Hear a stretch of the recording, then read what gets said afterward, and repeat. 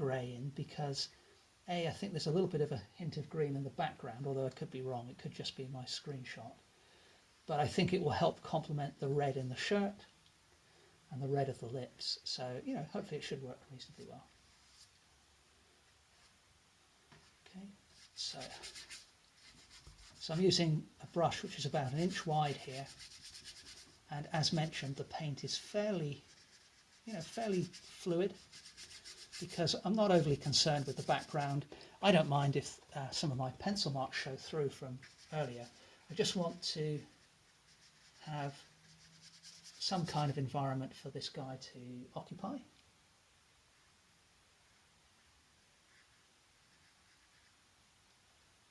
And what I'm doing is, the colour I'm using for the background here is fairly light in tone, because in general the light is coming from the right hand side.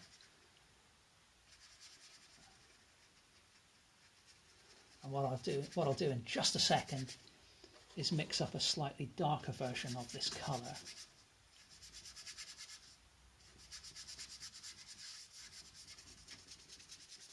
And that will go in on the right hand side. So although having said that, is that what I want to do? Yeah, I think it is.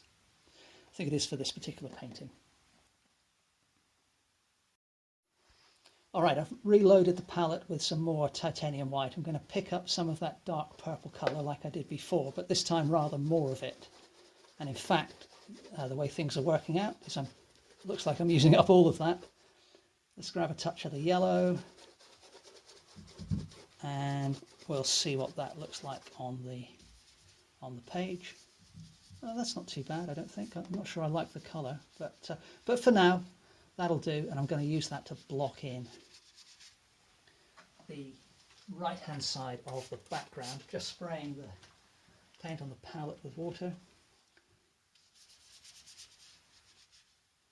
You know, I don't want the paint to be running everywhere, but I just want to be able to put it on quick.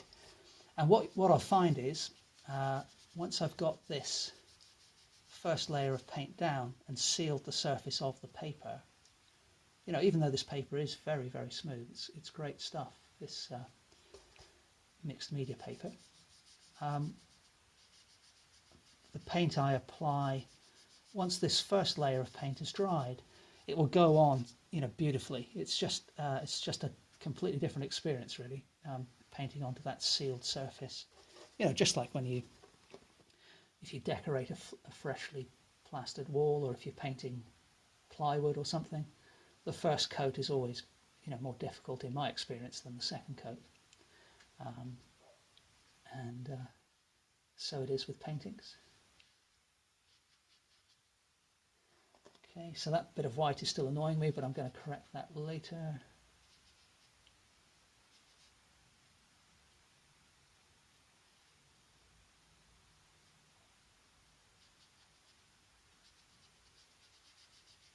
So the flat brush is handy because you can still have a reasonably, you know, decent sized brush which is going to carry a goodly amount of paint, but you can still get into the nooks and crannies reasonably well with the corner of the brush. So I'm just adding some more titanium white now. So I just put a little more titanium white in there. And again, I'm going to spray the paint in the palette and pick up some of the spare water that had collected in the corner of the palette as well, just because I want things to fairly fluidly blend into from the right hand side to the left.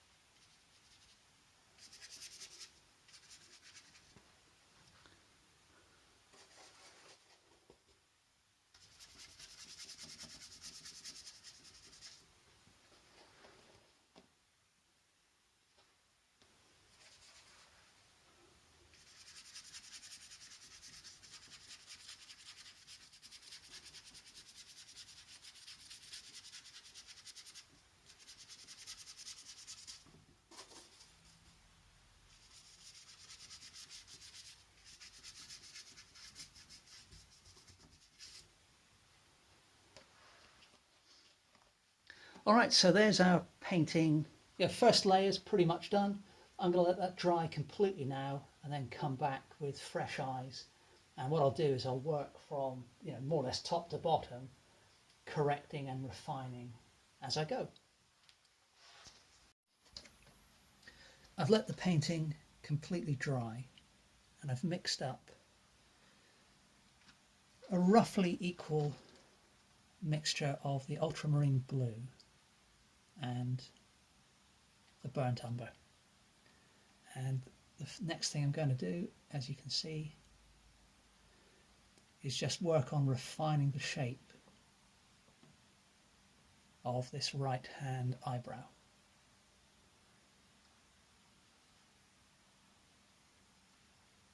So I've gone back to my round, flat, fairly small brush.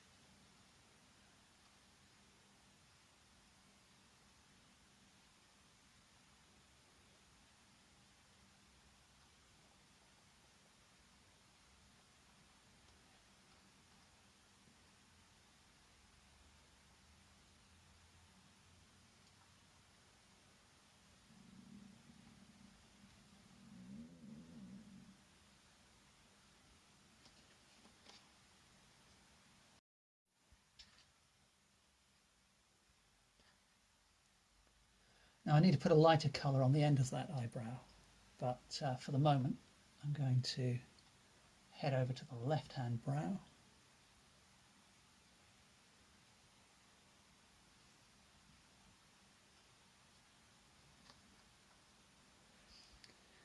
And the shape of the eyebrows and how they relate to the eyes themselves,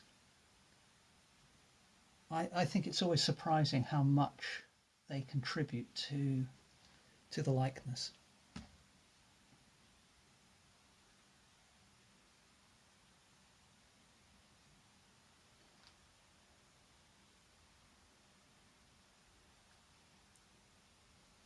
And like I did earlier for the early parts of the painting, there are other very dark areas in the hair, for example, which I can use this colour for.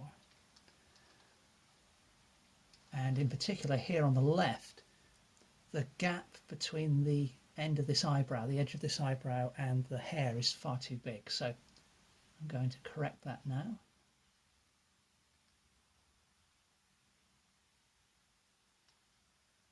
And again, I'm paying particular attention to the shape of the forehead and the line of the hairline. So I'm trying to make sure I get that as close to perfect as I can. And it's also giving me the opportunity to cover up those little patches of white that haven't quite been covered in the first application of paint. Now, when it comes to the hair on top of the head, I can begin to, just like I did before, just think a little bit about the way the hair is falling across the head. But notice that, at this stage I'm not putting in any kind of any detail really. Still fairly broad brush strokes.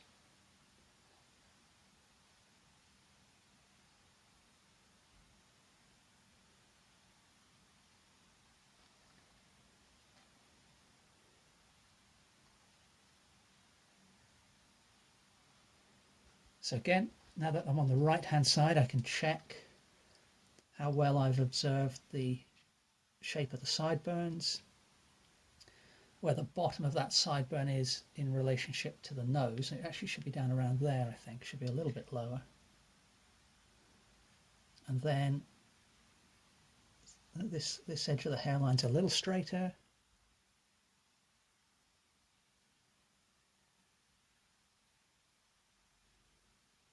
Then we've got a fairly dark region of hair here.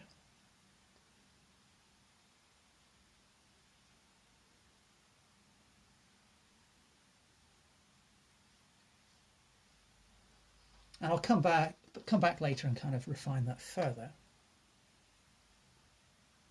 But I'm just adding a little bit more of the burnt umber to the mixture now. And so the next thing I'm going to tackle are the eyelashes.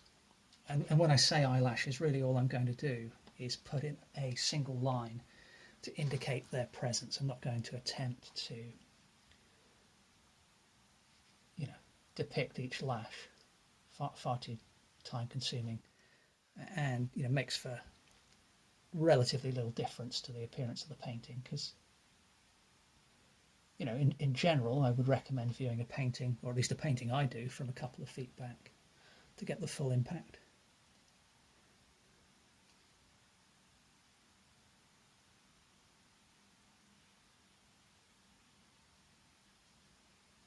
So I'm looking carefully at the shape of the line, but also how the thickness of the lashes as a whole varies. I made